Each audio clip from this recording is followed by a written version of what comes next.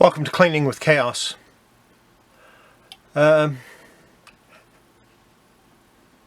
going to be working on this comic and talking to you a little bit. I may not be talking about what I'm doing to the comic, but I'm going to be working on it, and I'll talk to you about some different things, and we'll go from there. So, yeah, we might as well get started on it.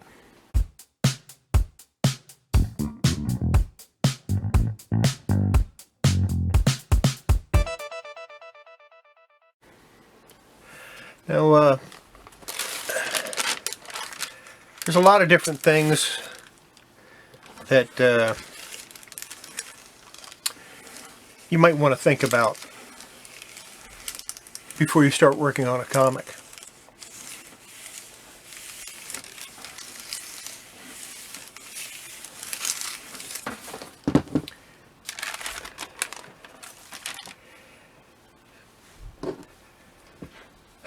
And I think the first thing you want to think about is the different types of conservation or cleaning or preservation or whatever it happens to be. Let's talk about conservation for a minute.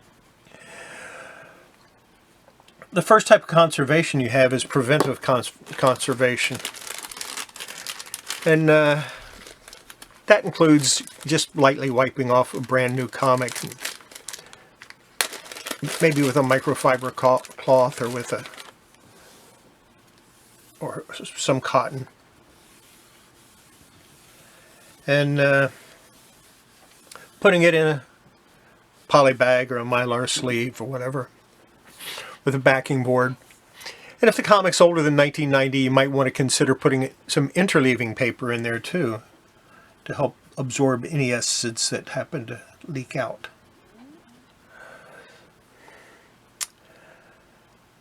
Last thing, you want to put the comic in a cool, dark place to make it last as long as possible. This is what I call preventive conservation. You're doing things to prevent the deterioration of the comic, and you're doing it before you need to do anything else to the comic. And personally, I think it's a pretty big step. So your brand new comics, you get them from the store, you take your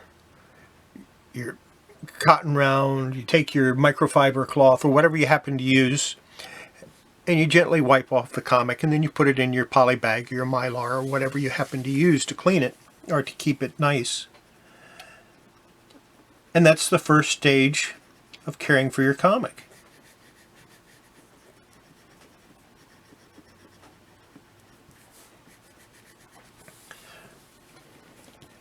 And then you have what I call just regular conservation. And that's a process.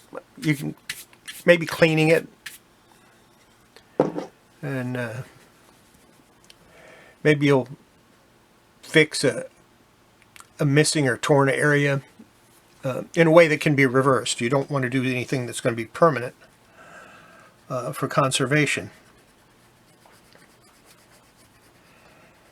And this does not necessarily include minor repairs, because some of the minor repairs I do are not reversible. Well, they are reversible, but not very easily.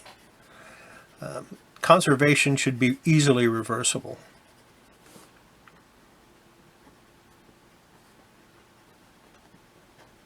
At least, that's my opinion. So,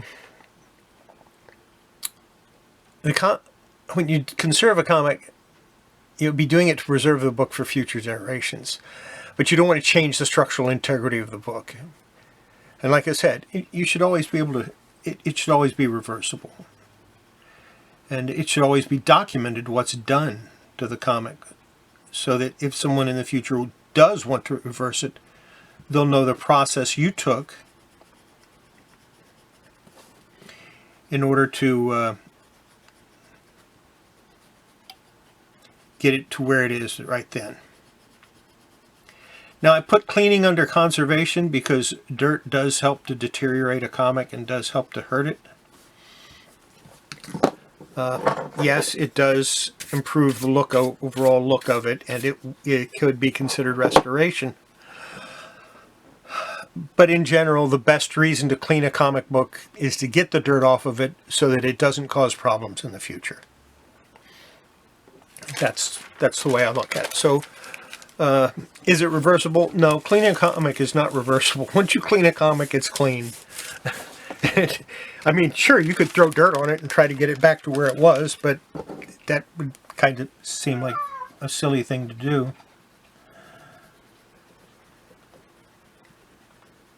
So why bother? There's a lot of little wrinkles on this book that I'm going to have to take care of before I can press it.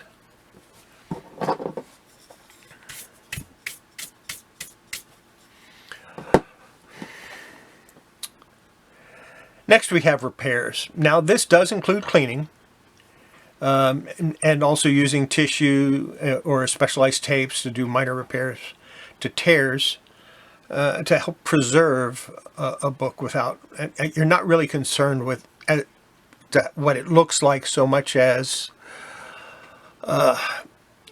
making it last longer.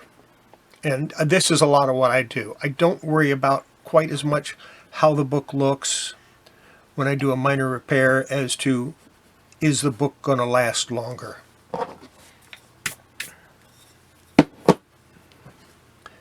So a lot of the repairs I do are they're not cosmetic, I'll tell you right now.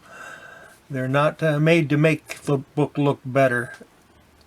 They're made to make the book last longer. That's why I'll reattach a cover and I'll use the document repair tape. I'll use the tissues because it seals it quickly, easily, and I can get on with my life. And I don't plan on getting rid of those comics, except for the ones that I might give away as part of my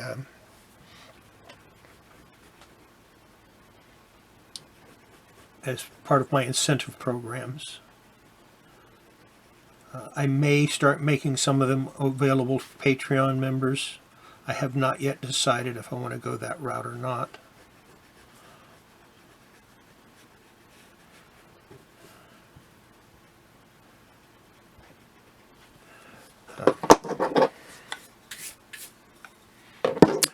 I'll have to see.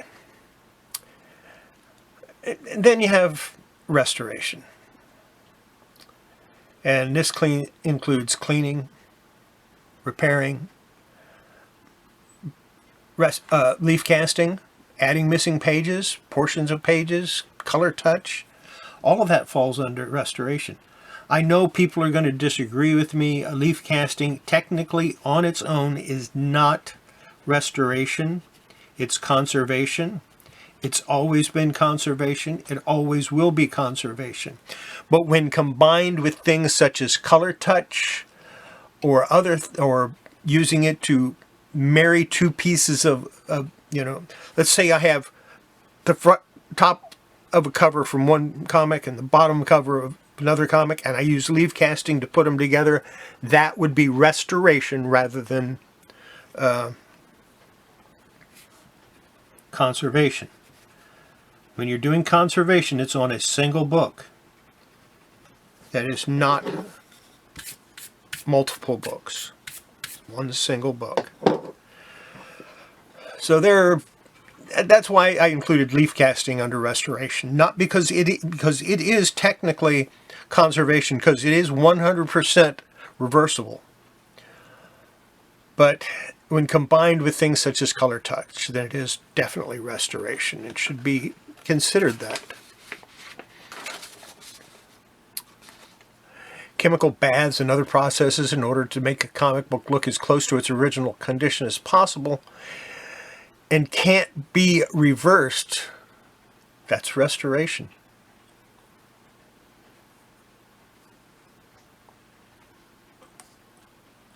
I'm going to let that soak in for a minute. That is restoration. Some people can say, no, that's conservation, not restoration. And no, it isn't. When you're starting to use chemicals to make a book look better, to improve the way the book looks, or maybe to get a higher grade on a book, that's restoration. This is my opinion, and people will argue with me, and I expect them to. And that's fine. I respect everybody else's opinion as well. But I am very firm in that. I actually believe that cleaning a comic is restoration to a certain degree, because you are attempting to make the little comic look better.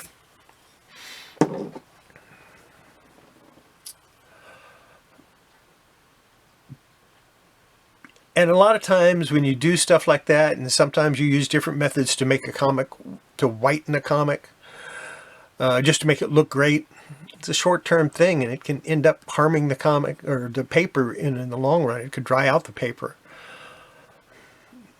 make it deteriorate faster. So in the long term, it might be bad for the book, even though it may look better in short term. You should always take care when attempting any type of restoration. And it's not something I recommend trying. Just absolutely, no, don't even do it. Don't even think about it. Not because it's bad, not because the general collector population disapproves of it, but because the things you were trying to do may, in the long run, be bad for the comic. Might be bad for the paper. It might not be something that you can reverse.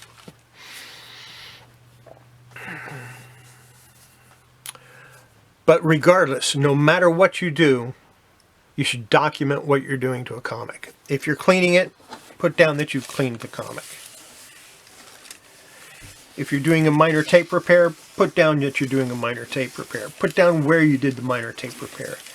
If you're using it to seal or to attach to the two halves of the comic together, put that down too. Let people know what you've done to the comic. In the event you ever get rid of it or decide to sell it, people should know what you've done. I might put this comic on eBay. If I do, I'm going to put down that the comic has been cleaned, that it has been pressed, because I think that's important. The buyer should know that.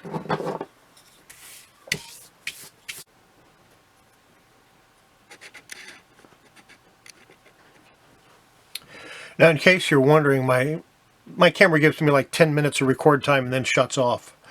So where was I? Oh yeah, the buyer should know that. If the buyer knows what you've done to a comic, then it gets to where they can reverse it. They can turn around and say, well, look, I don't want this to be done, so I can go back and I can take off this document repair tape using the various methods, or I can, undo this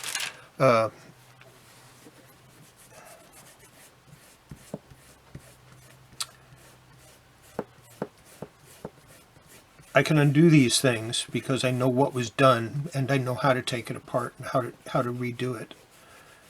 And they might opt to do that.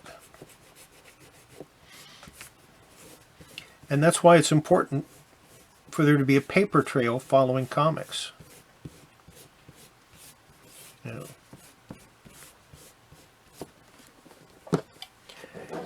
If a comic goes to a grading company and has been cleaned, the grading company should know that that comic has been cleaned.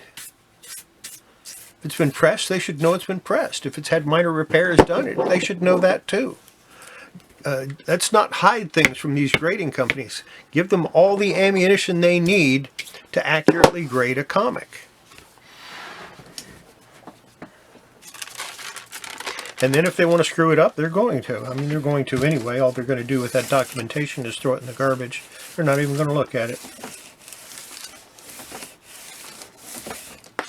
Although not only should they look at it, they should incorporate it into their comments. But I sincerely doubt that they ever would. And that's where professional graders and the people who do restoration should work together. Even the people that just do cleaning should work together. Make it available. even if it's note that restoration or conservation work done by so-and-so, then you should be able to contact that person and find out what was done, because they should have a record of whatever they did to a comic.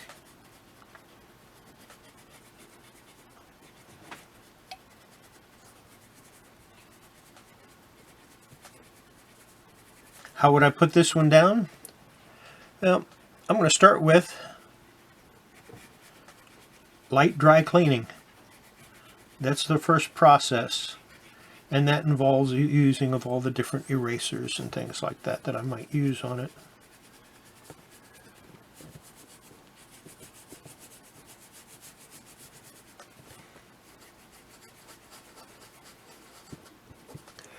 So yeah, make it all. Now let's say you finish it and you get it all dry cleaned and you've got it to as far as you can take it, and you're still not happy with the way the book looks. You know, it still isn't clean enough, and you decided you want to do a wet cleaning. So you use a solution of laundry soap, or you use Immaculate or whatever happens to be. Now I'm going to be doing that with this book, by the way. That needs to be noted.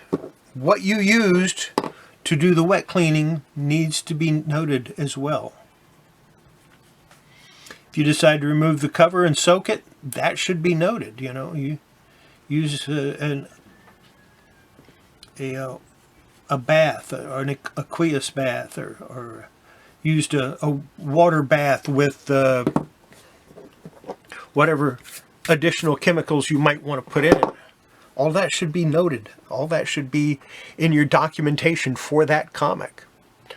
And you might even want to put down the ratios, you know, like 5 drops of dish soap in a quarter cup of distilled water, or a quarter cup of heated distilled water, or Immaculate Clean solution ratio in accordance with the instructions. You know, that would tell somebody exactly the way you did that. And that's important. So many wrinkles. I'm going to see what we can do about that. What I'm going to have to do, I'm going to steam the front cover, and well, maybe it'll be easier if I started to show you.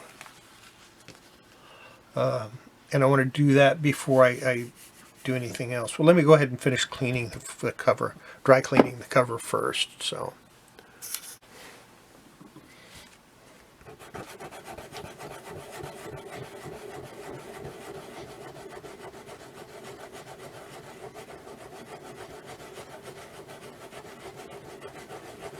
Now, I know you've seen me do this before. I've had it in my earlier cleaning videos, so none of this is going to be a surprise to you. Or shouldn't be anyway, unless you haven't watched those.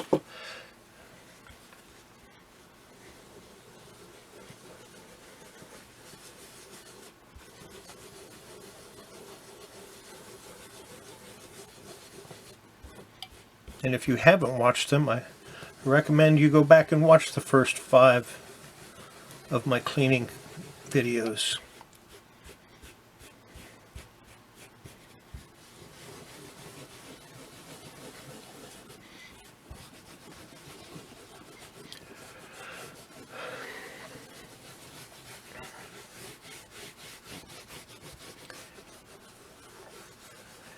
What about spine roll removal? You take the spine roll out of a comic, you're making it look better. So should that be considered conservation? Or would that be considered restoration? Well, yeah, technically I guess it would be restoration, but I consider it conservation, because a bad spine roll can lead to splits along the spine and eventual damage to the comic.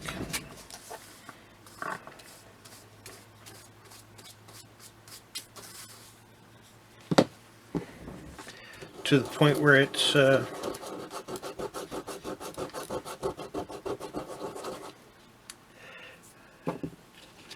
it might get to the point where it's something you can't fix.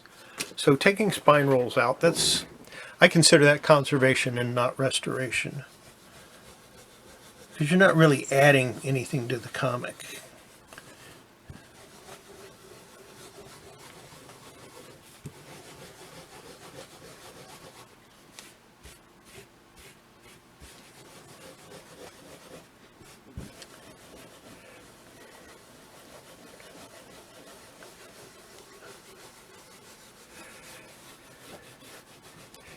Now, if a comic has become so damaged that it does need repair, either through a minor tape repair or to reinforce it, or maybe a leaf casting to conserve it, again, it's easily reversed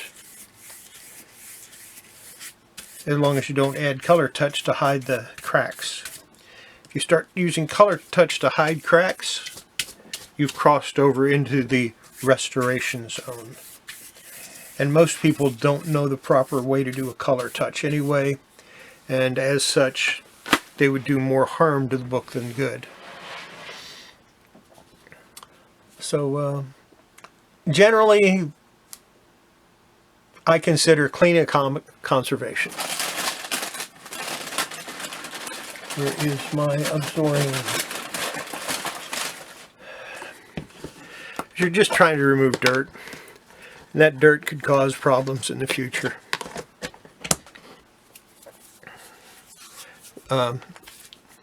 And it could, dirt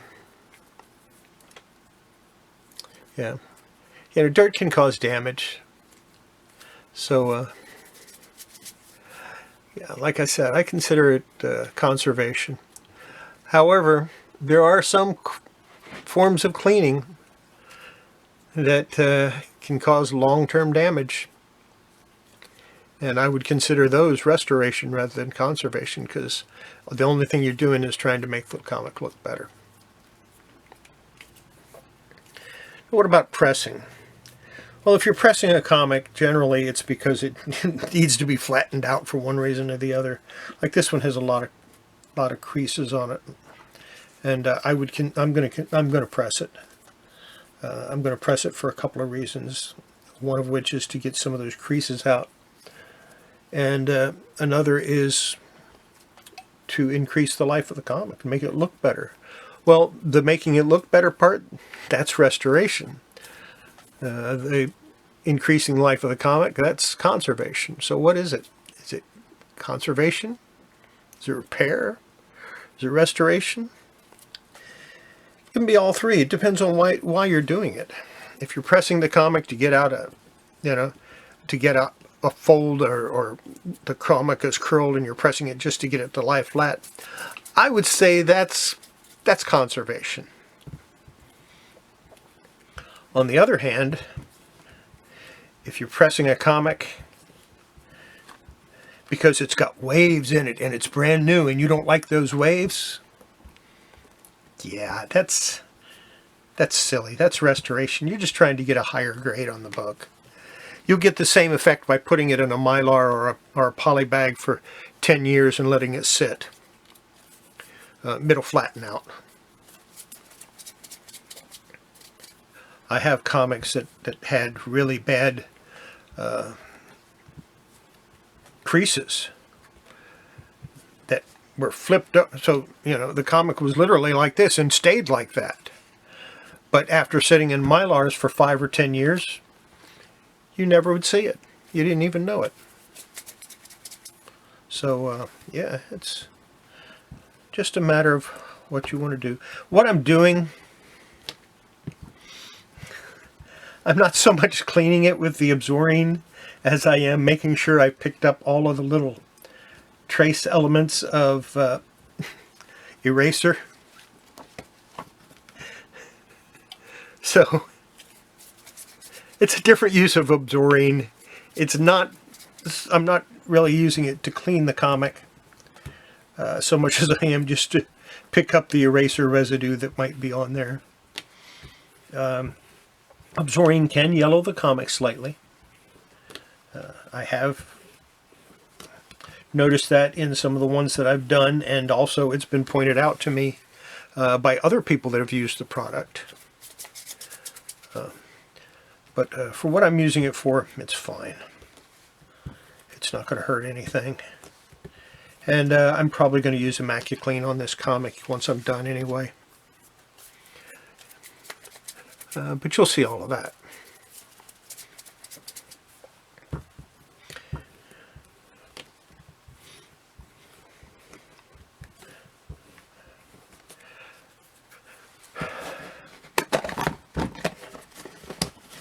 All right. Let me go steam the front of this comic, and we'll start working on flattening out some of the creases in it. And I don't know if you can see those or not, but there's a lot of them in there. And yeah, let me go steam it real quick. All right, I got it all steamed up. Now we're going to try to take some of these creases out. I've got one pretty nasty one right in here. And what I'm going to do is I'm going to take my steel ball, and I do have a backing board under it. I'm just going to roll it around there.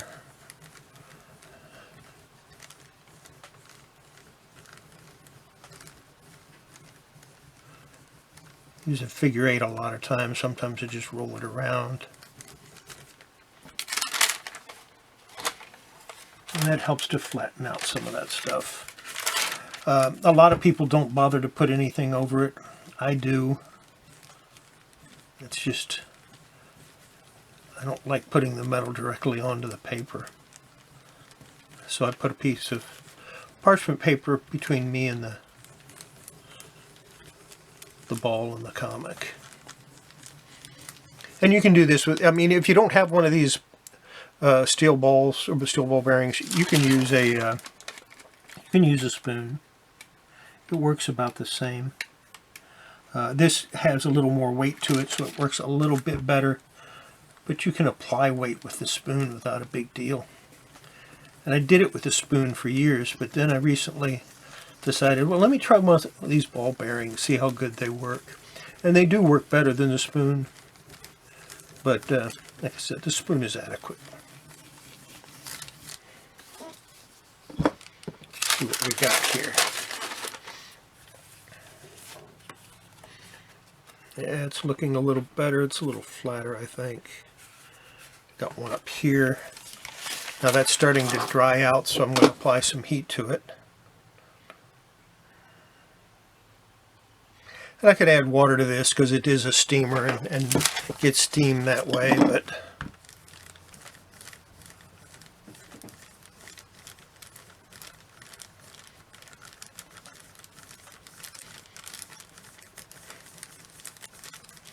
I generally use that just to heat up the paper, which helps it to relax a little bit. Yeah, that's, you can see it, but it's a whole lot better.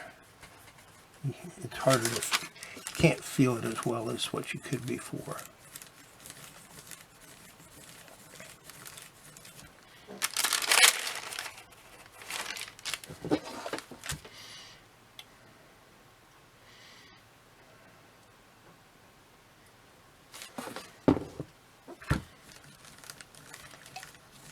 And what this will end up doing in the long run is it'll make my press look better when I finally press it. Because press won't always take out some of these wrinkles. I got a long crease right here. And maybe it'll help to flatten that out.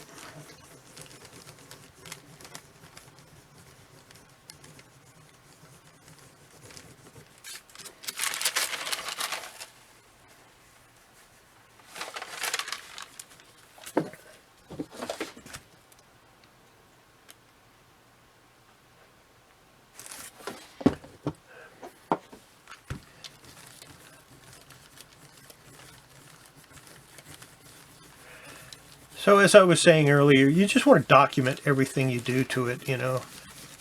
This I would put down as removed or flattened the creases in the cover. Wouldn't necessarily say that I used a ball bearing to do it, just flatten the creases in the cover. And I would list that separate from pressing because it is, this is something I'm doing in addition to pressing the book. And, yeah, I like that a little bit better. It looks a whole lot better. It's not perfect. I could spend a lot more time working on this, and I probably will.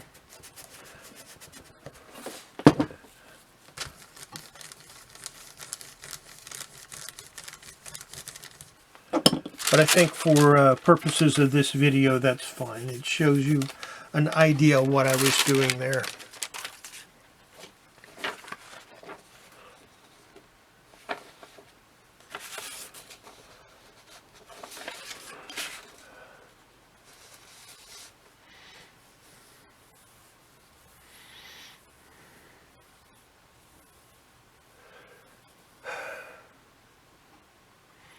Pressing.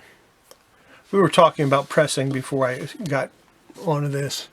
Now, is pressing conservation or restoration? Well, it depends on how you're doing it. And I mean, if you're leaf casting and you're pressing each individual sheet as part of that leaf casting, or even after you do a minor repair, or you're trying to remove water ripples, I would say that's conservation.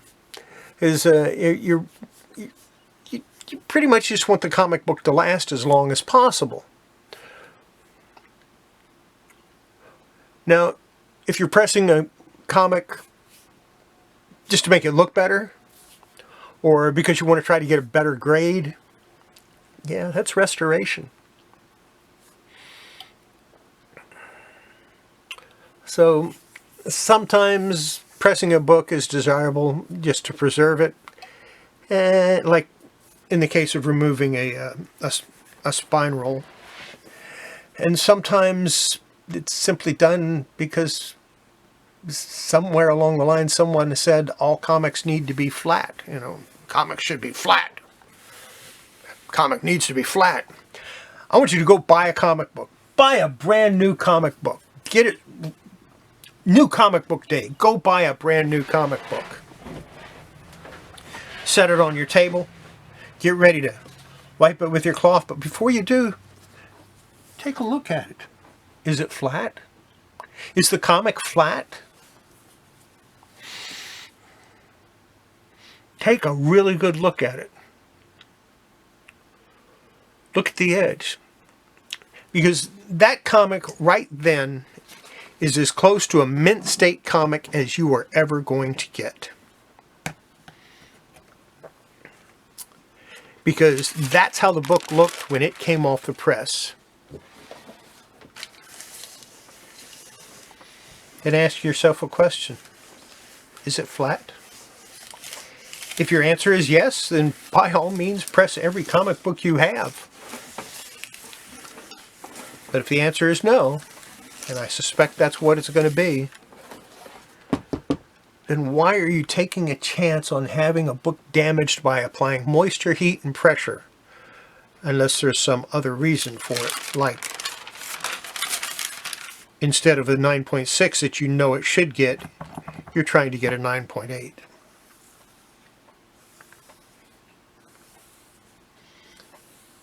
Yeah, if you're trying to get a 9.8 instead of a 9.6, you're not doing... It's pure restoration. The difference in grade between a 9.6 and a 9.8, most people can't tell the difference. You have got to have looked at thousands and thousands of comics to tell the difference between a 9.6 and a 9.8.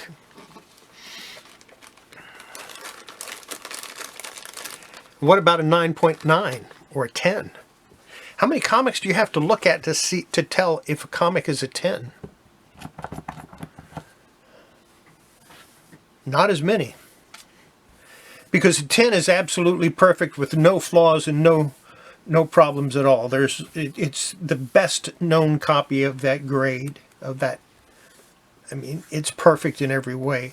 Every corner is sharp. There's no manufacturer's defects. There's no faults. There's no ink blots on the inside of the page. There's no extra ink on. It's absolutely perfect. The staples are perfectly aligned, exactly the right distance from the top and the bottom. Right on the spine. I'm sorry, I've seen maybe 2, maybe 3 comics that I would grade a 10 in the 50 plus years that I've been into comics. Does that mean I don't think a 10 exists? I didn't say that. I did say there's at least 2 or 3 that I've seen. And I've seen hundreds of thousands of comics. I've owned hundreds of thousands of comics. In the 20 to 22 or 23 or however many thousand comics I have right now, I might have one mint one, maybe 2, that I would consider to be 10.0. Don't ask me to dig them out because I have no idea which ones they are. I'm guessing that I might have 1 or 2. I have a lot of 9.9s, ones that have just one little tiny problem, and that's it. That's the definition of 9.9. It's got to be nearly perfect in every way. It can have one minor manufacturer defect. And a manufacturer defect, a minor manufacturer defect is not a half-inch rip on the back cover because of the way it was processed.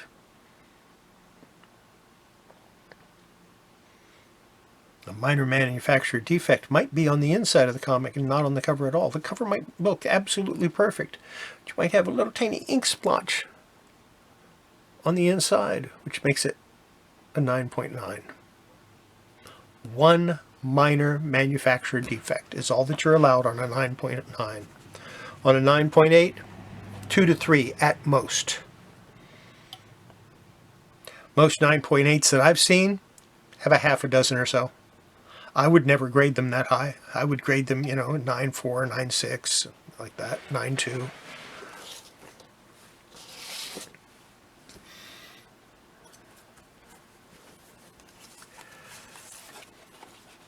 That's one of the problems today. People don't know how to grade comics. And there's no consistency in grading. What I grade a 9.8 or what I grade a 9.2, another person might grade a 9.8.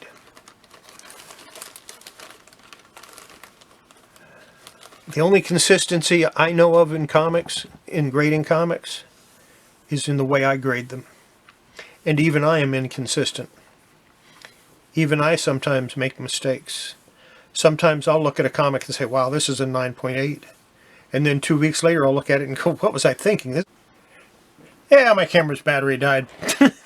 This is ending up being a kind of a long video. To finish my sentence, I talked about a comic being a 9.8, and then look at it 2 weeks later and go, what was I thinking? This is like a 9.2, 9.4. So inconsistency is a problem, and it's not just with professional graders. It's any grader will have inconsistencies.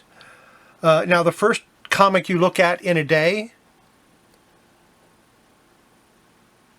will be a little inaccurate. The second, third, maybe the fourth one, those are going to be extremely accurate grades. Those are going to be your best grades. If you grade 10 in a day, your 10th one's going to be kind of sloppy. It's going to be overgraded or undergraded, one of the two. Probably undergraded. Your first one's going to be way overgraded, and the second one's going to be way undergraded. Because the first one, you're going to look at every little minute thing and take off, and you're going to go, okay, this is a 9.0. But in reality, it's like a 9.6.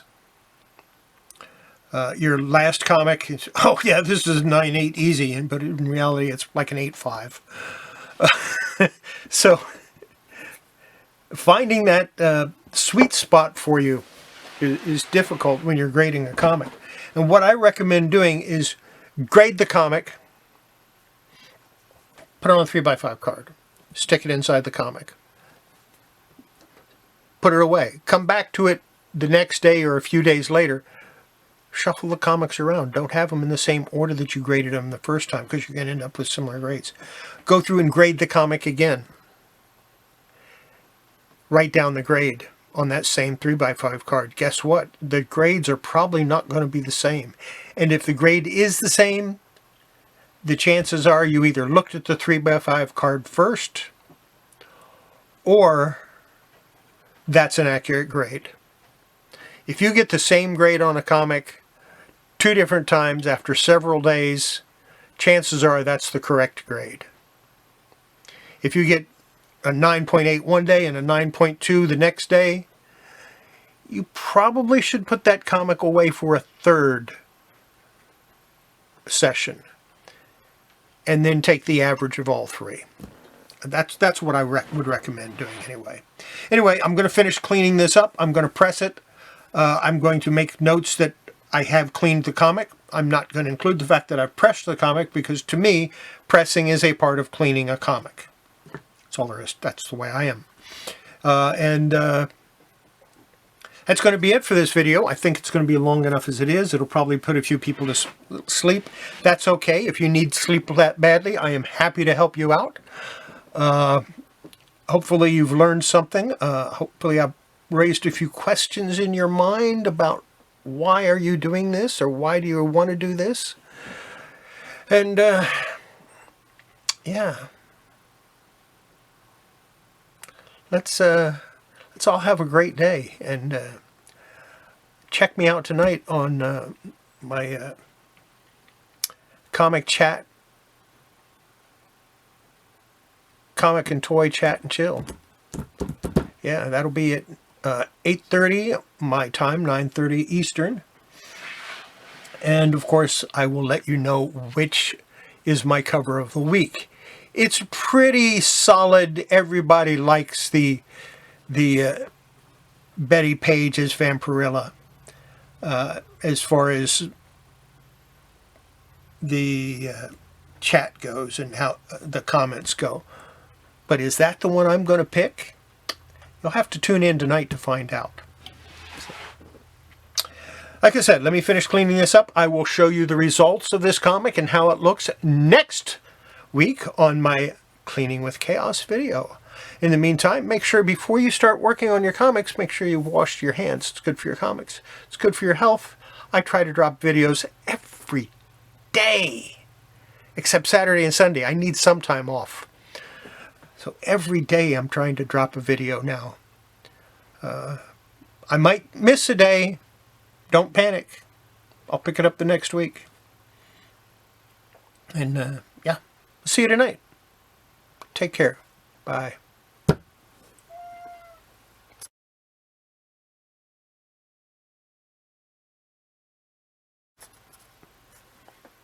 You say goodbye too? Okay, Delco. Tell everybody goodbye. You don't want to? Oh, but I'm saying goodbye. I'm finishing the video. So you're going to say goodbye to the people? Okay.